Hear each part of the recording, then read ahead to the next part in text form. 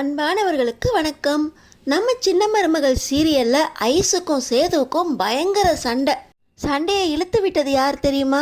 ஈஸ்வரியும் சித்ராவும் சொத்தெல்லாம் அடையணும் அப்படின்னு திட்டம் போட்டு தான் சேதுவுக்கு ஐஸ்வர்யாவை கல்யாணம் பண்ணி வச்சாங்க.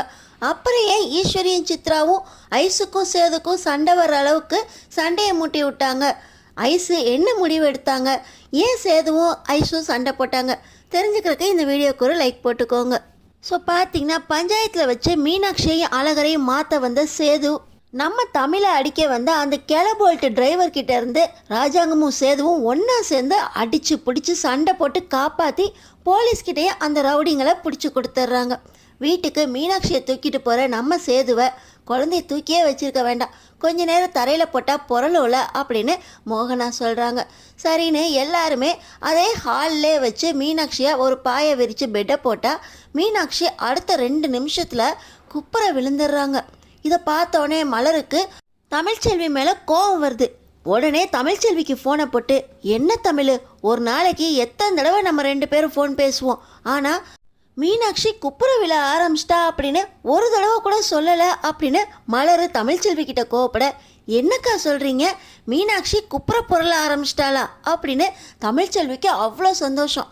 அப்போ மீனாட்சி குப்புற விழுந்த விஷயம் உனக்கு தெரியாதா தமிழ் அப்படின்னு மலர் கேட்க, இல்லைக்கா, இங்கே இருந்த வரைக்கும் மீனாட்சி குப்புறவே விழலையே அப்படின்னு தமிழ் ரொம்ப சந்தோஷமாக பேசிக்கிட்டு இருக்க.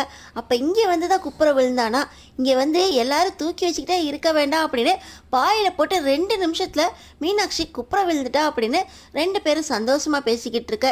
என்னாச்சுமா அப்படின்னு வீட்டில் அப்பத்தா வசந்தி அப்படின்னு எல்லாருமே தமிழ்ச்செல்விக்கிட்ட கேட்குறாங்க. மீனாட்சி அங்கே போனோடனே குப்புற விழுந்துட்டாலாம் அப்படின்னு சொன்னோடனே தனத்துக்கு, அப்போ நம்ம அழகரை தரையில் போட்டு குப்புற விழலானா பார்க்கலாம் அப்படின்னு சொல்லி தரையில் பாயை விரித்து போடுறாங்க. ஆனால் பார்த்தீங்கன்னா எல்லாருமே குப்புற விழுங்க தங்கம்னு சொன்னால் கூட அழகர் குப்புற விழுந்த பாடில்லை. என்ன அம்மாச்சி, அழகர் தானே மூத்தவன், ஏன் அழகர் குப்புற விழலை, மீனாட்சி இளையவ தானே, அவ குப்புற விழுந்துட்டா அப்படின்னு கவலைப்படுறாங்க தமிழ்ச்செல்வி. அது என்னடி, எல்லா பிள்ளைங்களும் ஒரே மாதிரியா இருக்கும், அவள் விழுந்தா இவன் விழணும்னு இருக்கா, ஒவ்வொரு பிள்ளைங்களும் அவங்களுக்கு உடம்புக்கு ஏத்தாப்புல தான் குப்புற விழுவாங்க. குழந்தைங்க ஆரோக்கியமாக இருக்கிறது அப்பப்போ அதுக்கேற்றாப்புல குப்புற விழுந்து அடுத்தடுத்து என்னென்ன நடக்க போகுதுன்னு சொல்லுவாங்க அப்படின்னு இங்கே ஒரு பக்கம் ராஜாங்கம், அங்கே அம்மாச்சி அப்படின்னு மாற்றி மாற்றி அட்வைஸ் பண்ணிக்கிட்டு இருக்காங்க. இன்னொரு பக்கம் கருப்பண்ணா, குழந்தைக்கு தாய் மாமன் நான் தான் இனிமேல் நடவண்டி சைக்கிள் எல்லாம் வாங்கி தருவேன், காசு இருக்குங்கிறதுக்காக நீ வாங்கக்கூடாது சேது அப்படின்னு உரிமையாக பேசிக்கிட்டு இருக்காங்க. இதில் ஈஸ்வரியும் சித்ராவும் பயங்கர டென்ஷன், இப்படி குழந்தையவே எந்நேரம் கவனிச்சுக்கிட்டு இருக்காங்களே அப்படின்னு இருக்க. இன்னொரு பக்கம் ஈஸ்வரியோட சித்ராவையும் டென்ஷனை ஏற்றுறதுக்காகவே சாமித்திரியும் தாமரையும், என்ன மாமா இன்னைக்கு கொஞ்சம் லேட் ஆயிடுச்சு அப்படின்னு விசாரிக்க, அங்கே ஒரு பிரச்சனை ஆயிடுச்சுமா, சின்ன பிரச்சனை தான், அதனால தான் கொஞ்சம் லேட் ஆயிடுச்சு அப்படின்னு அப்படியே கமுக்கமாக ஒன்றுமே சொல்லாமல் விட்டுடுறாங்க. ஆனால் பார்த்தீங்கன்னா இந்த ஐஸு மனசு ஃபுல்லாக ஒரே கவலை. இப்போ தான் ஈஸ்வரி சித்ரா ரூமுக்கு போகிறாங்க. என்ன ஐஸு, நேற்று ஃபுல்லாக வரவே இல்லை, ரொம்ப பிஸியாக ரூம்குள்ளே இருந்த போல் அப்படின்னு சந்தோஷமாக கேட்குறாங்க சித்ரா. ஆனால் பார்த்திங்கன்னா இந்த ஐஸு, என்னங்கக்கா, நேற்று ஃபுல்லாக ஒரே வயிறு வலி, அதனால் ரெஸ்ட் எடுத்தேன், இன்றைக்கி தான் வயிறு வலி கொஞ்சம் பரவாயில்ல அப்படின்னு ஐஸு சொல்கிறாங்க. உடனே ஈஸ்வரியும் சித்ராவும், இதெல்லாம் முன்னாடியே சொல்லியிருக்கக்கூடாதா, எங்ககிட்ட வயிறு வலிக்குன்னு சொல்லியிருந்தா நாங்கள் ஆஸ்பத்திரி கூட்டிகிட்டு போயிருப்போமே, இல்லை சேதுக்கிட்ட சொல்லியிருந்தா அவனே ஆஸ்பத்திரி கூப்பிட்டு போயிருப்பானே, இப்போ வந்துக்கிட்டு வயிறு வலின்னு சொல்லிக்கிட்டு இருக்க அப்படின்னு அக்கறையாக பேசுகிறாங்க இந்த ஈஸ்வரி. அதெல்லாம் ஒன்றும் இல்லை ஆண்டி, அதெல்லாம் சேது மாமா கிட்ட சொன்னேன், ஆனால் அவர் கண்டுக்கவே இல்லை. சேது மாமாவை எனக்கு சின்ன வயசுலேருந்து பிடிக்கும், நான் எப்படிப்பட்ட வாழ்க்கையை வாழணும்னு நினச்சேனோ அந்த வாழ்க்கை எனக்கு கிடைச்சிருச்சு, சேது மாமாவோட சந்தோஷமாக இருக்கலான்னு நினச்சேன், ஆனால் சேது மாமா எனக்கு கண்டுக்கவே மாட்டேங்கிறாரு, சேது மாமா எனக்கு கிடைச்சிட்டாரு, சந்தோஷமாக வாழ போகிறோம் அப்படின்னு நிறைய கனவு கண்டுக்கிட்டு இருந்தேன், வாழ்க்கை இப்படியே போச்சுன்னா நான் அந்தமானுக்கே போயிடுவேன், நான் இங்கே இருக்கிறதுக்கு அங்கேயே போய் வாழ்ந்துக்குவேன் ஆண்டி அப்படின்னு இந்த ஐஸை அழுதுகிட்டே கிளம்பி போயிடுறாங்க.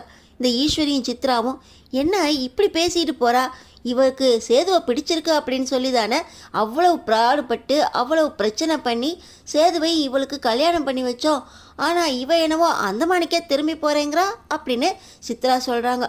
உடனே ஈஸ்வரியும், என்னடி இவ அந்தமானுக்கு போகிறேன்னு சொன்னால் அப்படியே ஈஸியாக விட்டுருவேனா, இந்த ஐஸை சேதுவுக்கு கல்யாணம் பண்ணி வச்சு அவன் மூலமாக சேது இவ பேரில் எல்லா சொத்தையும் எழுதி வைப்பான், அந்த சொத்தையெல்லாம் நம்ம விருப்பம் எடுத்துக்கலாம் அப்படின்னு பார்த்தா இவன் அந்தமாருக்கு போகிறேன்னு சொல்கிற, இப்போ சேதுக்கிட்ட பேசி பார்ப்போம்.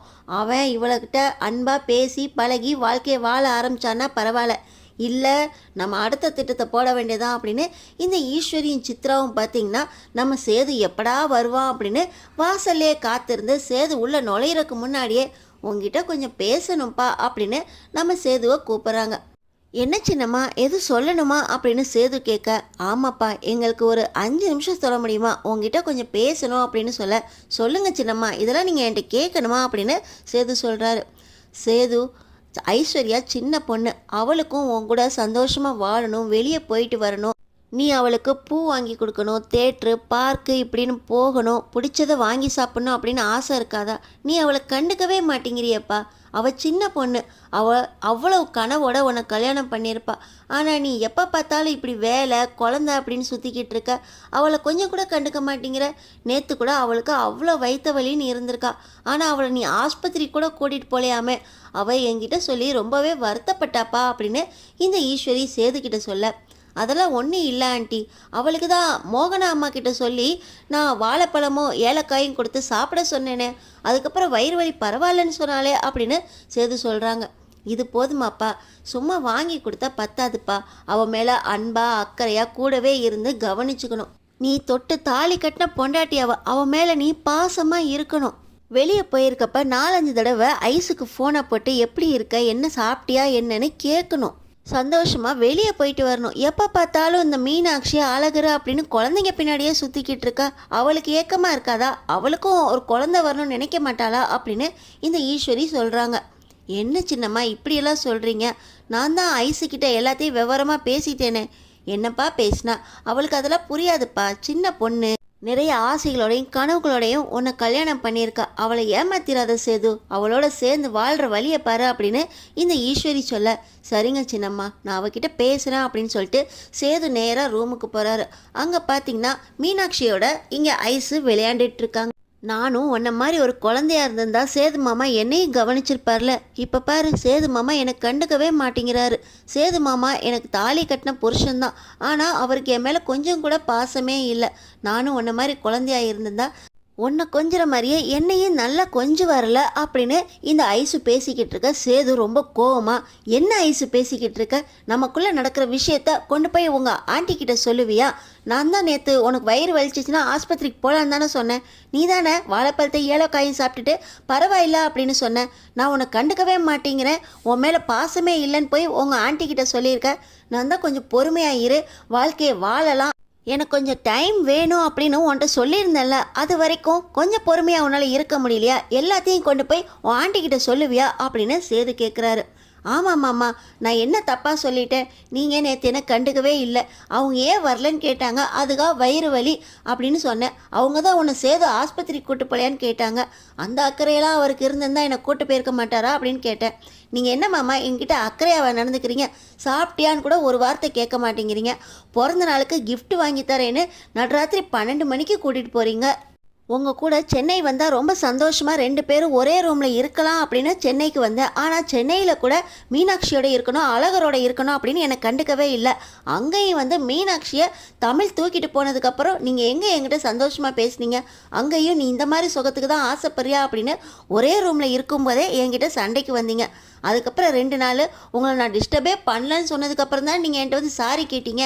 என்னமோ என்கிட்ட ரொம்ப பாசமாக நடந்துக்கிற மாதிரி பேசுகிறீங்க.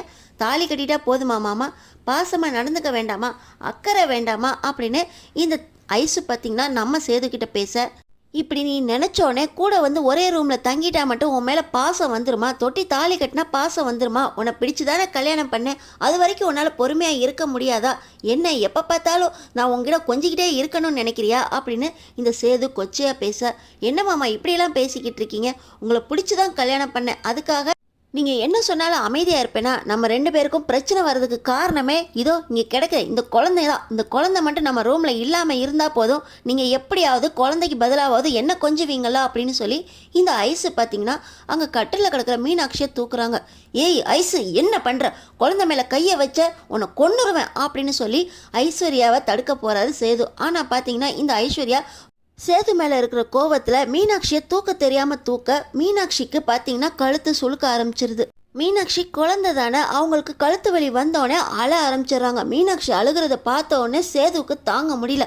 குழந்தைய என்னடி பண்ண, நீ தொட்டோடனே அழுக ஆரம்பிச்சிட்டா, எனக்கு குழந்தைய ஏதாவது பண்ண, குழந்தைய தொட்ட அவ்வளோதான் அப்படின்னு சொல்லி சேது ரொம்ப கோவமாக மீனாட்சியா அழுகையை நிறுத்துறதுக்காக தூக்குறாரு.